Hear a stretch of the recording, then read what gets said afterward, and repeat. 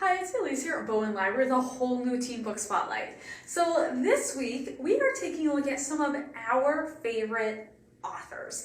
That's right, the 6 books we're taking a look today are just a small sampling of our favorite authors, but there are 6 nonetheless that are amazing. We have some nonfiction, we have some fiction, we have some graphic novels, but how I define a favorite author is someone who, no matter what they write, no matter when it comes out, it is on the to-read pile, or it has been read, maybe multiple times. So there's a little something here for everyone, but these authors are guaranteed to be amazing. So let's get started.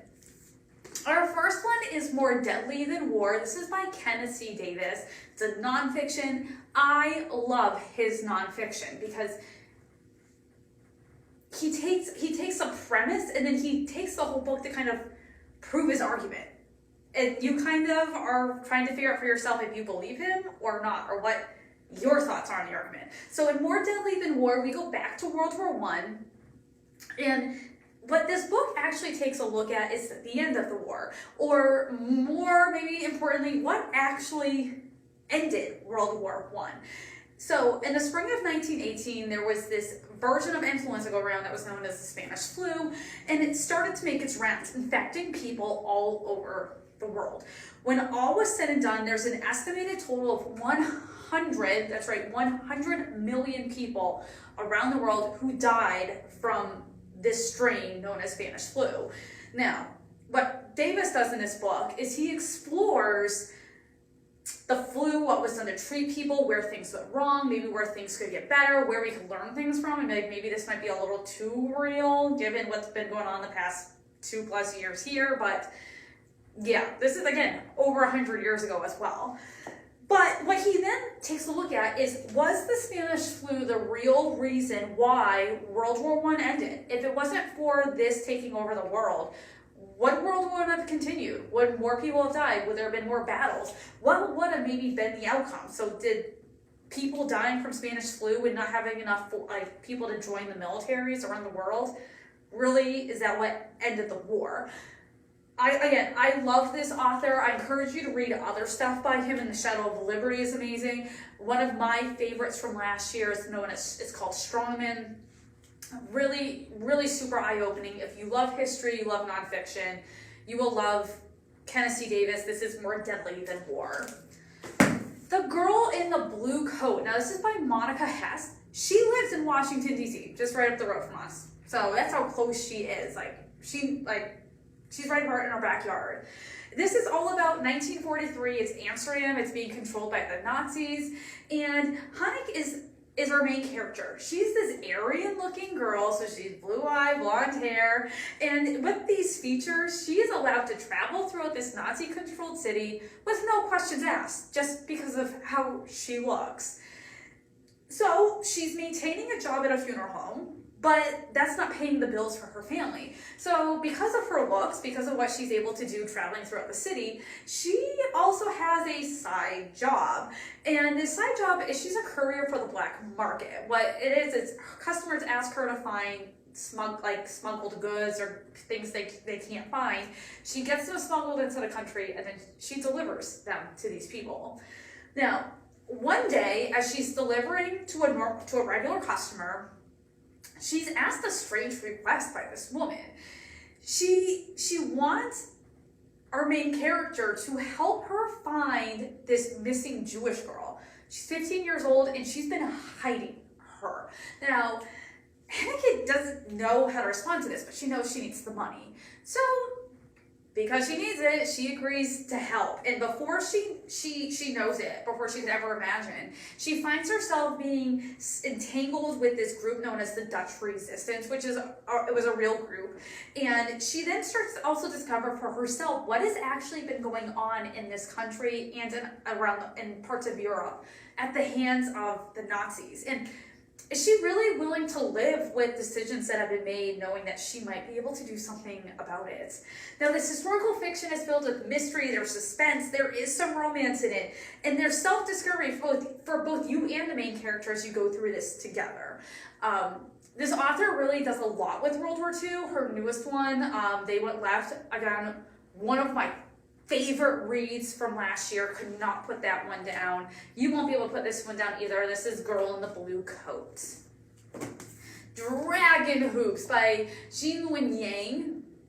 Amazing graphic novelist. Considered to be one of the best of all time, especially in YA. Now, this is based on a true story. This is based on his life as an adult. Not a lot of stuff you usually see like that. But what this is it follows the season of a basketball team for this high school in California called Bishop Odell. And this is all about how they work together, how they play together. And they have this goal that they want to win the state championship for the first time in school history. Now, Gene was a teacher at this school, and he, as you'll read, ends up spending a whole season with this team, traveling on the road with them, going to all their home games, showing about practices, and even when they travel out of state, because they go to some out-of-state games, Gene's on the plane with them. But this is an interesting combination of basketball, and there's some history, and there's some player profiles. Like, you will get to know each member on this basketball team, and you will like know them like you were in high school with them.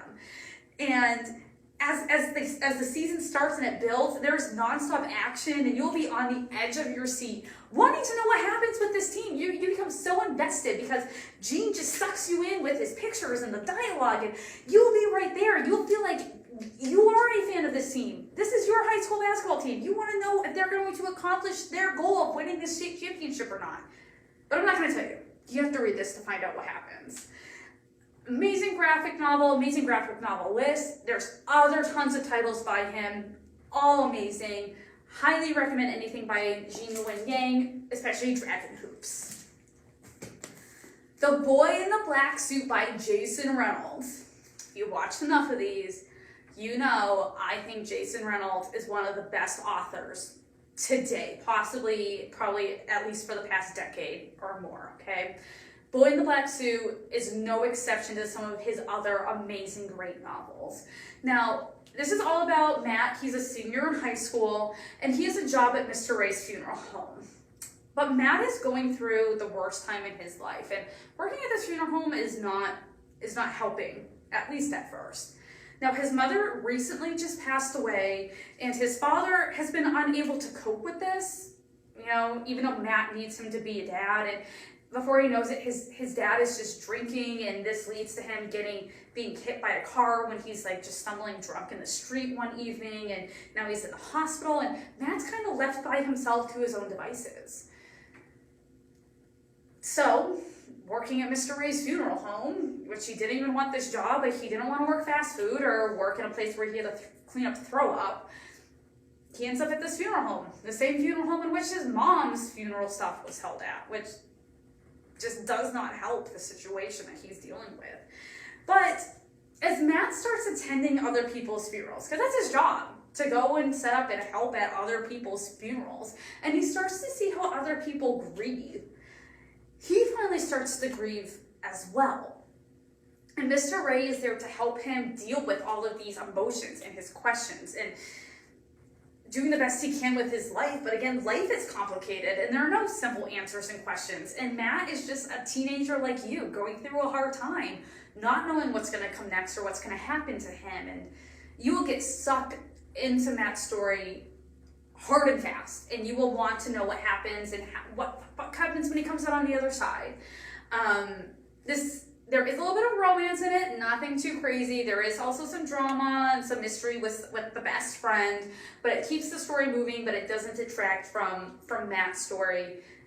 Again, highly recommend it. This is The Boy in the Black Suit by Jason Reynolds.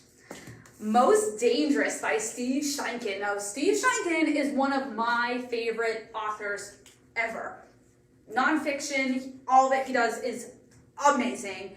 Most Dangerous is no exception. This is about maybe a person you've never heard of before, but he was considered to be the most dangerous man in America for a period of time.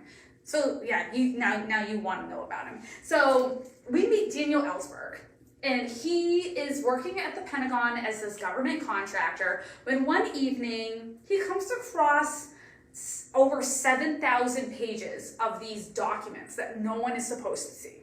These documents, which would become known as the Pentagon Papers, are these secret top, documents that explain and explore America's involvement in the Vietnam War and how the United States got involved in this war that was very controversial in terms of a lot of people didn't want us to go to war.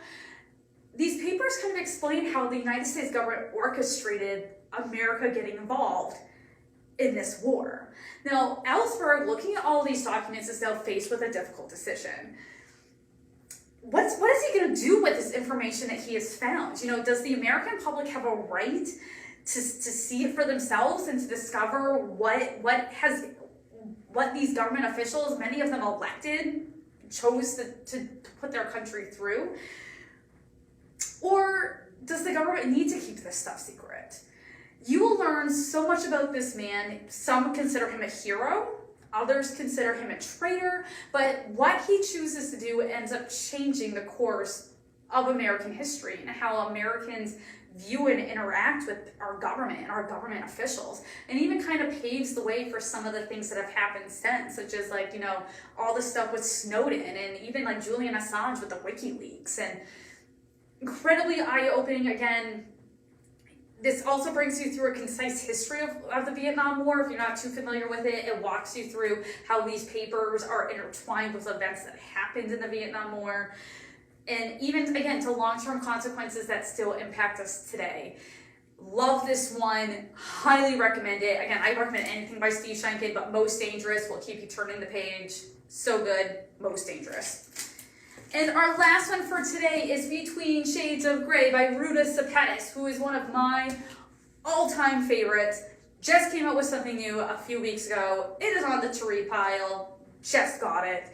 Cannot wait to read it this weekend.